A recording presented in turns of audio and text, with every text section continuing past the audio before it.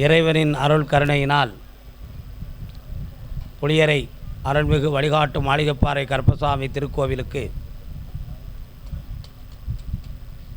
பெரும் பக்தியுடன் உணர்ந்த உள்ளத்தோடும் உயர்ந்த மனதோடும் இந்த திருக்கோவிலில் கூடியிருக்கிற எல்லா பக்தர்களுக்கும் நமது திருக்கோவிலினுடைய அருள்மிகு காட்சிகளை, சாமியினுடைய பெருமைக்குரிய நிகழ்வுகளை உலகமெங்கும் யூடியூப் சேனல் மூலமாக பார்த்து மனதுக்குள்ளே பிரார்த்தனை செய்து கொண்டிருக்கிற எல்லா பக்தர்களுக்கும் உங்களுடைய எண்ணங்களெல்லாம் நிறைவேறி நீங்களெல்லாம் என்னாலும் உயர்வாகவும் மகிழ்ச்சியாகவும் நல்லதையே எண்ண வேண்டுமென்ற நல்ல சிந்தனைகளோடும் உயர்ந்திருப்பதற்காக உங்கள் அனைவருக்காக நான் பிரார்த்தனை செய்து கொள்கிறேன்.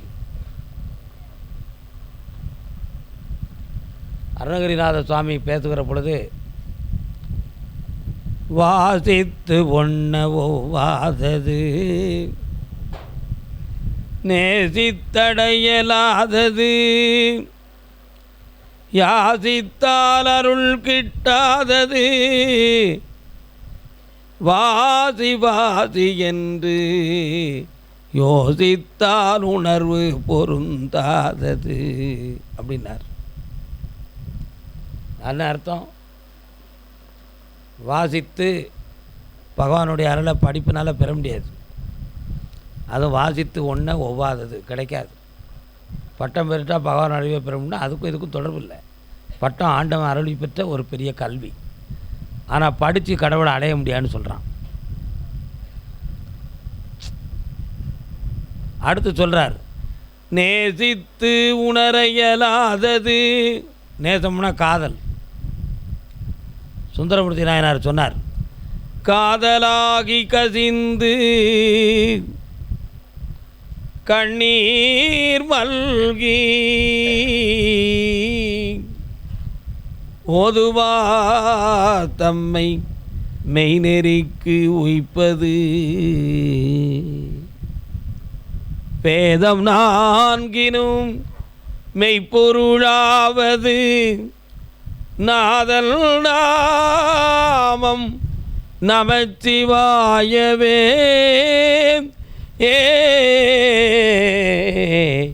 நாதன் நாமம் நமச்சிவாயவே.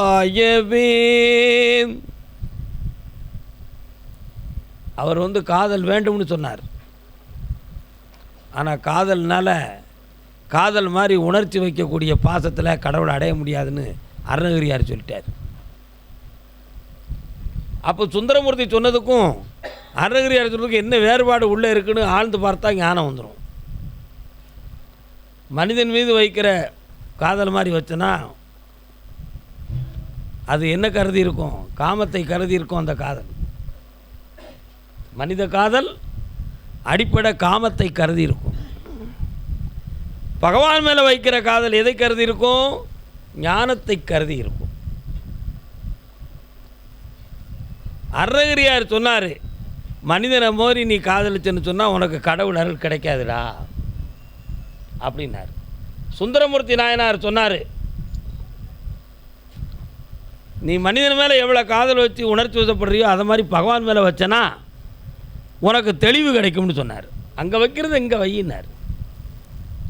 இதை துளசிதாசர் சொன்னார். அவருடைய பொண்டாட்டி சொன்னார். பொண்டாட்டி மேலே ரொம்ப பக்தி. அவர் பொண்டாட்டி பேர் துளசி. ஒரு இடத்துக்கு புரோகிதம் பண்ணிட்டு வரும்பொழுது பட்டு ஆடைகள் எல்லாம் இருந்துச்சு. வீட்டில் பொண்டாட்டி இருப்பான்னு பார்த்து வீட்டை திறக்காரு, பொண்டாட்டியை காணலை. பக்கத்து வீட்டில் கேட்டார், எங்கே என் மனைவி என்னார்? அவள் அண்ணன் வீட்டுக்கு போயிருக்கான்னா. மழை தேக்கு இலையை கொடை கணக்க பிடிச்சிக்கிட்டு பாசம் தாங்க முடியாது பொண்டாட்டியை பார்க்க போகிறார். முட்டை அளவுக்கு சகதி. துளசி, என்னைய கேட்காம உங்கள் அண்ணன் வீட்டுக்கு நீ எப்படி வரலாம்? உனக்காக என்னவெல்லாம் வாங்கிட்டு வந்திருக்கேன். இவ்வளோ பாத்தமாக இருந்தும் என்கிட்ட ஒரு வாரத்தை கேட்காம நீ போயிட்ட, எப்படி போடுறான் நீ அப்படின்னு அதிகாரம் பண்ணார். அவர் அவன் மேலே வச்சுருந்த மூடத்தனமான அன்பு. ஃபோனெல்லாம் ஆஃப் பண்ணுங்க.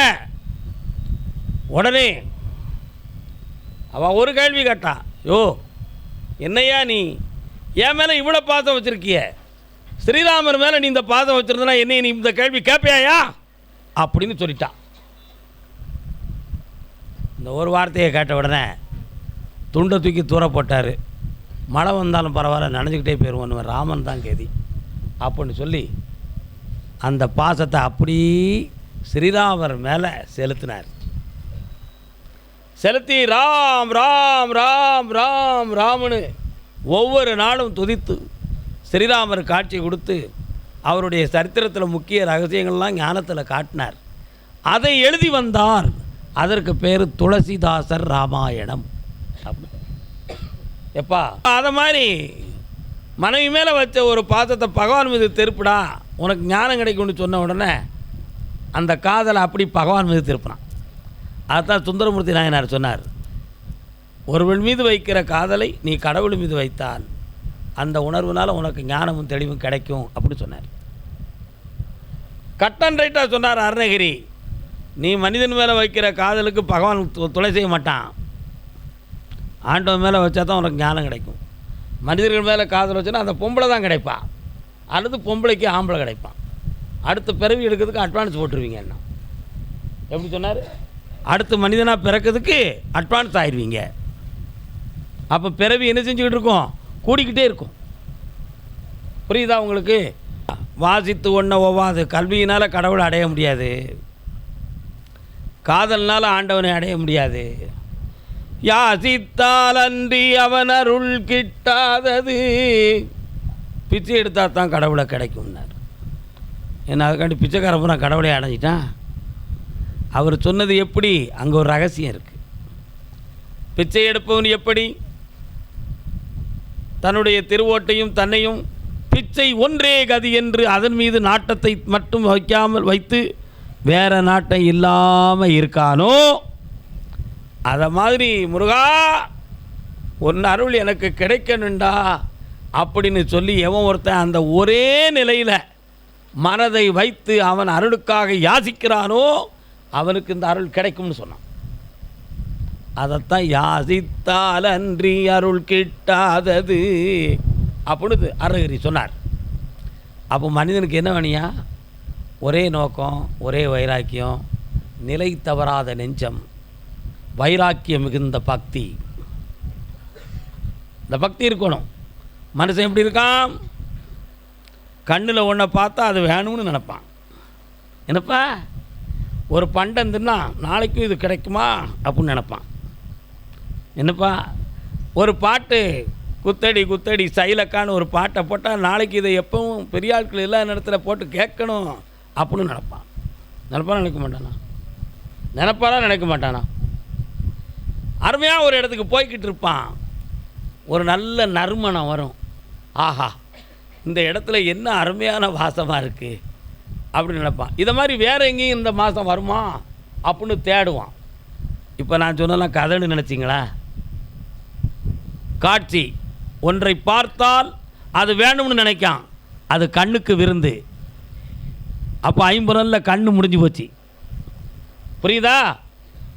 ஐம்புலனில் கண்ணுக்கு இவன் அடிமையாகுதான். கண் மீது பற்று உடையவனாக இருக்கான். வாசம் மிகுந்த சுகந்தத்தை கண்டவுடன் இந்த வாசம் எங்கும் கிடைக்காதா என்று ஏங்குதான். மூக்குக்கு அடிமையாகிட்டான். நல்ல பண்டத்தை தின்னுட்டு எப்பண்டா கிடைக்குன்னு வாயை பிளந்துக்கிட்டு வாரான். வாய் ஐம்பொல்ல வாய்க்கும் அடிமையாகிட்டான். அருமையான வார்த்தைகளையோ பாட்டையோ கேட்டால் யாரும் இல்லாத நேரத்தில் காற்றுல மைக்க வச்சு கேட்கலாம்னு ஆசைப்படுறியே, அப்போ நீ காற்றுக்கும் அடிமையாகிட்ட. இந்த நாளும் சேர்ந்து இந்த உடம்பை எங்கேயோ கொண்டு போகுது. உண்மை அதுதானே? இந்த நாளும் சேர்ந்து இந்த உடம்பை எங்கேயோ கொண்டு போகுது. இந்த நாளையும் உன் கண்கள் கடவுளை காண வேண்டும். உன்னை காணாத கண்களிலிருந்து பயனென்னடி. அபிராமப்பட்டர் அபிராமியை சொல்லுதார், அம்மா உன் திருவடிகளை பார்க்காத கண்களுக்கு எனக்கு என்னமா இருக்கிறது? உன்னை நினைந்து உணர்ந்து வாசியான் ஆசியேதற்கு. அம்மா உன்னையவே நெஞ்சுக்குள்ளே வைத்து மூச்சு எடுக்காத வாசி எனக்கு எதுக்கம்மா? உன் புகழ் பாடா வாய் புலன் ஏனோ. உன் திருப்புகழை பாடாத வாய் இந்த உலகத்தில் எதுக்குமா? அருளிரை செவி இன்பமிலா என செவியோ, உன் புகழை கேட்காத காது இந்த உலகத்தில் எதுக்கு? காதிரண்டும் உன் புகழை கேட்க வேண்டும், கண்ணிரண்டும் உன் அருளை பார்க்க வேண்டும். பாட்டு வருதுல்ல? இந்த ஐம்பொறிகளும் இறை உணர்வை நாட வேண்டும். ஆனால் இந்த 5 பொறிகளும் இடைக்க ஒரு நாள் நமக்கு பகையாயிரும். இந்த 5 தான் நம்மளை வாழ வச்சுக்கிட்டு இருக்கு. உண்மையா? கண்ணு பார்க்காட்ட கீழே விழுந்துருவோம், காது காக்காட்ட என்னமோ சொல்லுது, என்னமோ இருக்குது. காதை பற்றி இல்லாமல் யார் பேசுதா என்னன்னே தெரியாது, சும்மா இருட்டுக்குள்ளே போன மாதிரி இருக்கும். மனதுக்குள்ளே தோணும், வாய் வராது, சொல்ல முடியாது. வாய் தளர்ந்துருச்சுன்னா உண்மை அதுதானே? நல்ல வாட்டத்தாட்டமாக உணவு உண்பான், மூச்சு திட்டுமுட்டு அடிச்சுக்குவான், அப்படிம்பான். அதுதான் ஒரு சினிமா பாட்டு, குங்குமம் படத்தில், நானே எனக்கு பகையானேன், இந்நாடகத்தில் நான் திரையானேன். என்ன அர்த்தம்? நானே எனக்கு பகையானேன், கண்ணு பார்த்துக்கிட்டு இருந்துச்சு, குருடாக போயிடுது, எனக்கு இப்போ பிரயோஜனம் இல்லை, பகையாயிடுது. காது நல்லா கேட்டுக்கிட்டு இருந்துச்சு, திமிரு விழுந்துருச்சு, யார் சொல்லும் கேட்கல, அதுக்கும் எனக்கும் உறவு இல்லாமல் போயிடுது. நல்ல கரைச்சி பேசினேன், இப்போ வாய் குளறி போச்சு, எனக்கு பேச முடியலை, என் வாயும் எனக்கு பகையாக போயிடுது. நல்ல சுவாசம் எடுத்துக்கிட்டு இருந்தேன், மூச்சு திட்டுமுட்டு அடிச்சிடுது, எனக்கு எதிராகிடுது. ஆக நானே எனக்கு நான் பகையானேன், இந்த நாடகத்திலே நான் திரையானேன். திரையை போட்டு உருவத்தை காட்டுறது மாதிரி என் உள்ளம்ங்கிற திரையில் என் உடம்பு படமாக வெளியில் சும்மா காட்டிக்கிட்டு இருக்கே தவிர ஏங்கவில்லை. புரியுதா? இப்படி ஒரு மெய்ஞானத்தை உணர்த்தியது தான் அந்த பாடல். அந்த பாட்டை செவியார எழுதியவர் சிவவாக்கியார். இப்படி மனிதன் ஐம்புலனுக்கும் ஐம்பொறிகளுக்கும் அகப்பட்டு ஒவ்வொன்றிலையும் தன் மனதை பறிகொடுத்து மதியை தடுமாற விட்டு தெளிவில்லாத பாதையில் போய் வாழ்க்கையில் பல தோல்விகளை சந்தித்து தடுமாற்றங்களை சந்தித்து வழி கிடைக்காதா அப்படின்னு ஏங்குகிற நேரம் கிடைச்சது தான் வழிகாட்டும் மாளிகைப்பாறை கருப்பசாமி கோயில். உண்மையா இல்லையா? உங்களுக்கு அருளாக்கு மட்டுங்க இல்லை, நல்ல கருத்துக்கள், உங்களை நீங்களே உணர்ந்து பார்க்கக்கூடிய தத்துவங்கள், நீங்களே உங்களை புரிந்து கொள்ளக்கூடிய ஞானங்கள், இவைகள் அனைத்தையுமே இங்கே போதிக்கிறோம். அருள்வாக்கு வந்தாலும் வரலனாலும் இந்த அருள் நிறைந்த இந்த காட்சிகளெல்லாம் நம்முடைய உணர்வில், உங்களுடைய உணர்வில் பதிவாயிரும். பிரத்தியாருக்கு சொல்லக்கூடிய அருள் மிகுந்த சக்தியான உணர்வு உங்கள் உணர்வில் பதிவாகிரும், உங்கள் ஆன்மாவில் பதிவாகிரும். உங்களை அறியாமலே, கருப்பசாமி நீ சொல்லத்தான் இல்லை, ஆனால் உன் சன்னிதானத்துக்கு வந்துட்டேன்ப்பா, உங்களை நான் பார்த்துட்டேன், என்னை நீ தந்தமோ நிறைவேற்றி வச்சிடணும் சந்தோஷமா அப்படின்னு நீங்கள் பிரார்த்தனை செய்திருவீங்களே, அந்த உணர்வை பூரா தன் பக்கத்தில் இழுத்துக்கிடுவான் நம்ம ஐயா கருப்பசாமி. அவனுக்கு பேர் தான் காந்தமிகு கருப்பசாமி. என்னது? உங்கள் மன காந்தத்தை, உங்களுடைய ஆத்ம காந்த சக்தியை தன் பக்கம் இழுத்து உங்கள் கோரிக்கைகளை நிறைவேற்றக்கூடிய அருள் சக்திகளை அதிலே பதிவாக்கி உங்கள் அனைவரையும் நல்லாக்குதான். ஆனால் நம்ம கருப்பசாமி ஒரு முரடன். நீங்கள் அதர்மமாக அநியாயமாக ஏதாவது கேள்வி கேட்டால் அதுக்கு அவன் கை கொடுக்க மாட்டான். நல்லா புரிஞ்சுக்கணும். நீ உடனே கேள்வி கேட்ப, நீ கடவுள், நான் மனுஷன், ஆசைப்படுறது இயற்கை தானே ஐயா, கொடுத்துறேன் அப்படின்னு நீ கேட்ப. அடே, இதை நீ வாங்கினா நிம்மதியாக இருக்க மாட்டேடா, நான் கொடுத்து நீ நிம்மதி இழந்துடக்கூடாது மகனே, உன் அறிவை திருத்துன்னு சொல்லுவான். உன் அறிவை திருத்து, கால அவகாசம் கொடுக்குறேன். மனம் குழம்புவ, மனம் தடுமாறுவ, ஏன் என் மேலேயே கோவப்படுவ. ஐ ஆம் டோன்ட் கேர், நான் அதை பற்றி கவலைப்படவே மாட்டேன். நீ கோவப்படணும், நீ வருத்தப்படணும், இது எல்லாம் உனக்கு பாடம்னு நிகழ்த்தி தான் பகவான் அந்த சோதனை உனக்கு கொடுத்துருக்கான்.